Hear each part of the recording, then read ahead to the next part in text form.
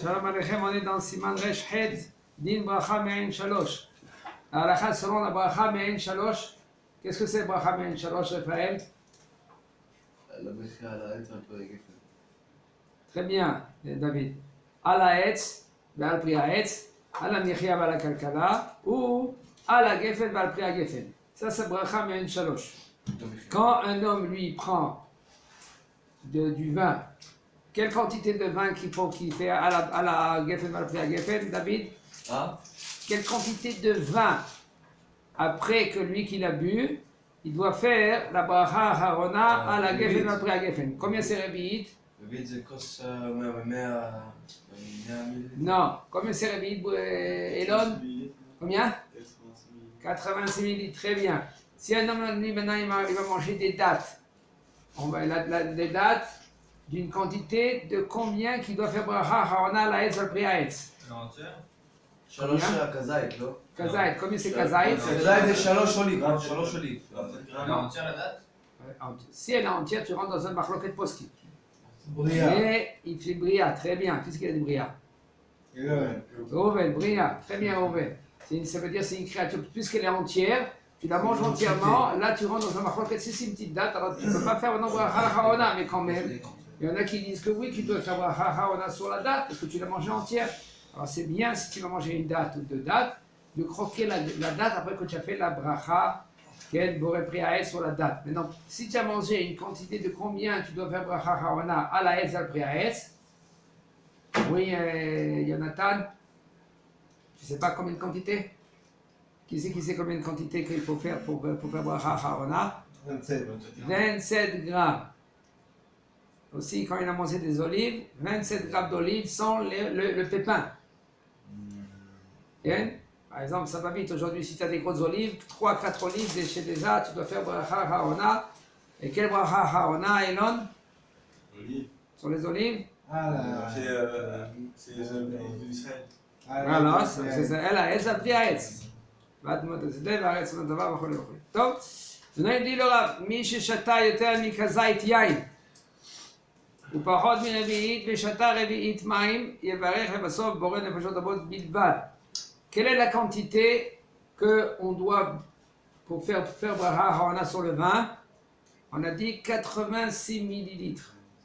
Mais il y a une DA.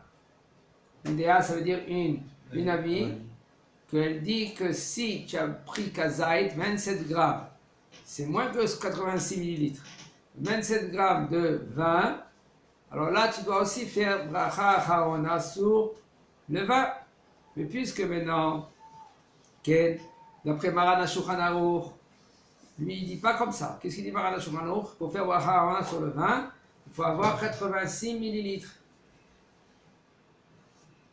Mais quand même, il faut faire attention de ne pas boire 27 grammes de vin, seulement si tu vas boire 86 millilitres de vin pour faire bracha haona. Et le temps de boire 86 millilitres, c'est le temps de boire 86 millilitres. Un rebi'it, Kishtiat rebi'it, ça fait combien? 2 secondes. 2 secondes, tu bois le vin, ou 2 secondes et demie comme ça, tu bois. Là, tu dois faire maintenant à la gefen, après la gefen bracha acharona. Maintenant, il nous dit le Rav, un homme que lui, il a bu du vin, une quantité de kazait, 27 grammes. Okay. Ça veut dire que moins que rebi'it. Et il a bu une autre boisson, rebi'it. Shata rebi'it maï. Alors, la question elle se pose ici, est-ce qu'il doit faire maintenant aussi quand même à la gefen après à gefen, parce que sauf il a bu un rebi'it, il a bu un kazait, et il nous dit, le Rav, non, seulement si tu avais bu un rebi'it de vin, là tu devrais faire à la gefen après à gefen. Mais puisque ici tu as bu un rebi'it d'autres boissons, alors là tu dois faire boré nefashot rabot vechesona encore mashebarata et rouler. Ça va vite. Quand il fait boré après à gefen, il n'a pas besoin de faire chez Akol maintenant sur la boisson. D'accord, non? Parce que boré après à gefen, il rend tout. Hein? Ça dit tous les boissons. Quand tu fais Boré Pri Geffen, tous les boissons. Ah non Ça va être shalom. Shalom. Mish Shata, il nous dit le On Rav, va voir dimanche à la Boker ici, tout ça. Pas la nuit. Aochel Orez Dimanche, c'est Keshiur vacances. Vegam Uga Kashiur. יברך על המחיה, יכוון לפתור את האורז ולא יברך נפשות על האורז. Un homme que lui qu'il a mangé du riz, une quantité de shiur. Quelle est la quantité pour faire bracha charona? Manger du riz 27 grammes.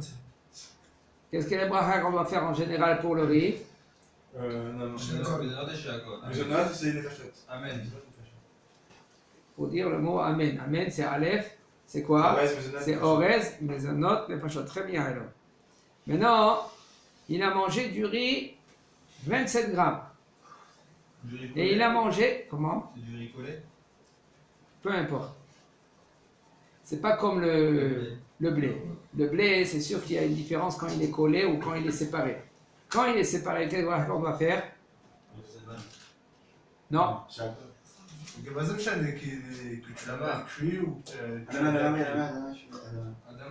C'est une très bonne question.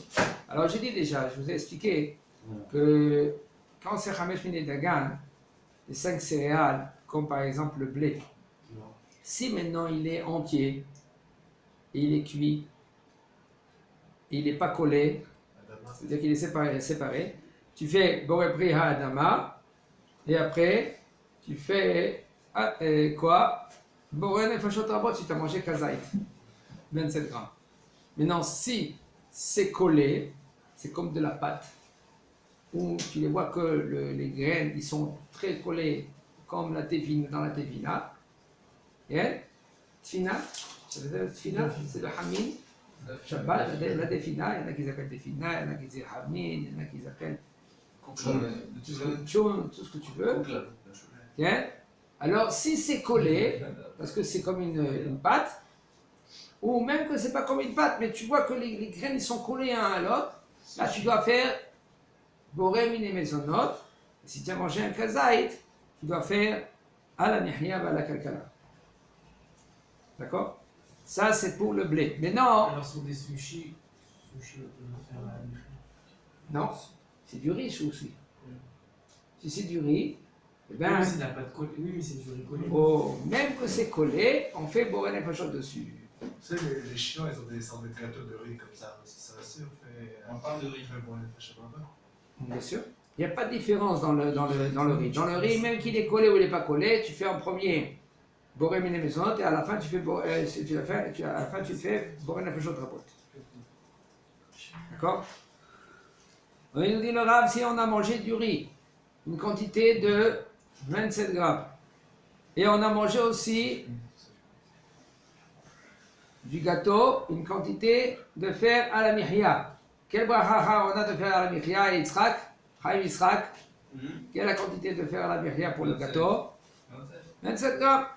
Alors, il nous dit le Rav, quel bracha maintenant il doit faire? Il a mangé du riz. Une quantité du riz, il a mangé une quantité de gâteau. Quelle quantité, quel bracha il doit faire? Une Arambam c'est 18, une Arambam. Normalement c'est 18, mais nous on ne tient pas le Rambam. Quel bracha on doit faire?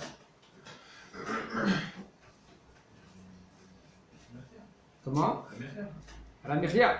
Et ben non, pour le riz, qu'est-ce qu'il doit faire? Collé ou décollé? Le riz c'est la chose. Ok? C'est des fachot. Alors maintenant il dit le Rav, tu dois faire la bracha haona à la mihya à la kalkala et tu rends quitte le riz. Velo yevarech nefashot al haorez chazak ubaruch.